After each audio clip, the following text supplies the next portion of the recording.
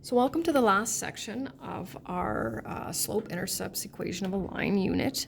We're going to get started here pretty quickly, but I just want to do a quick kind of recap of sort of where we should be. So first thing we're going to look at here is what is y plus 3x y plus 3x equals 6. Well, that is an equation, right? It has a left side, a right side, and an equal sign. And we graph it, it will be a line.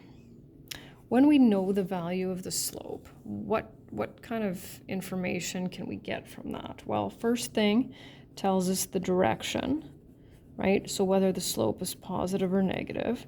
And then the actual number itself tells us how steep it will be. So let's look back at this equation. Okay, what's the slope of this line going to be? Well, we know that we can identify the slope from a line when y is isolated. So if we subtract 3x from both sides, we get y equals negative 3x plus 6. So our slope is negative 3. The x and the y-intercept, when we know them, what do they tell us? Well, they tell us where the line crosses the x and the y-axis. So crosses the x-axis and the y-axis. How do we calculate the x-intercept? Well, we put 0 in place of y and solve for x, and vice versa for calculating the y-intercept. So what are the coordinates of the x-intercept? So we'll put 0 in place of y. We have 3x equals 6. So this line will cross the x-axis at 2 and 0. If we put 0 in for x, we will have y equals 6. So it'll cross the y-axis at 0 and 6. And the two ways that we've graphed a line so far, that would be the grade 9 table of values method, as well as the intercepts method. Well, that's just a quick recap. So your job will be to write equations of lines. So first thing we want to do is from that formula, we want to identify, okay, what does each variable stand for?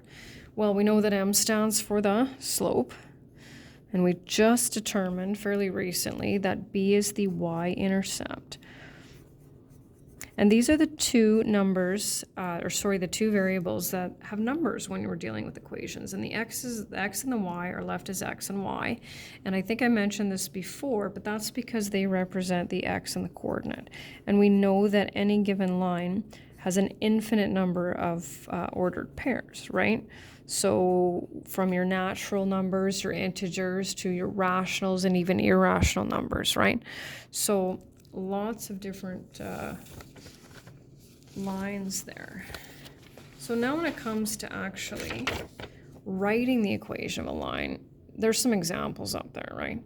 So what you need to be able to determine, you can see there are numbers in place of, right, the slope. So you need to determine the value of the slope as well as the y-intercept. So we need to know where that line crosses the y-axis.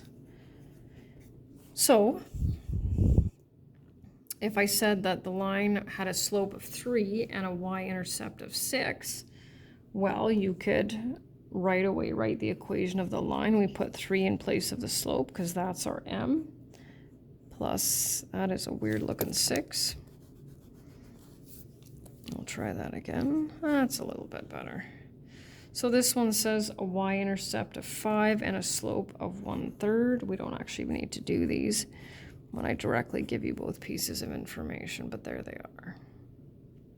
So back to the line.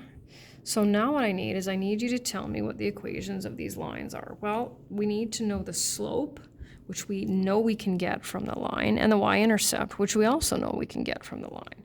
So we'll start with the green one, okay? How do we determine the slope from a line? Well, that's rise over run. So 1, 2, 3, 4, 5, 6.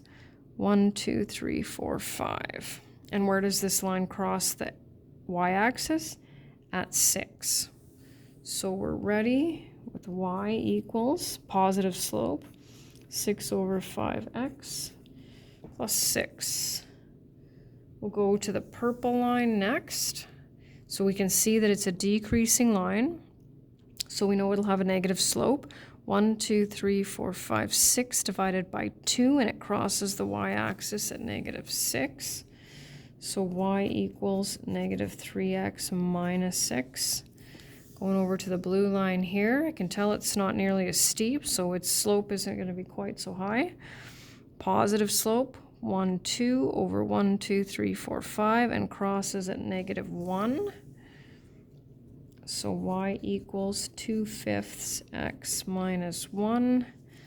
And the red line, so looks to have a slope of negative 1 and crosses the y-axis at 2. So y equals negative x, or negative 1x plus 2. And that's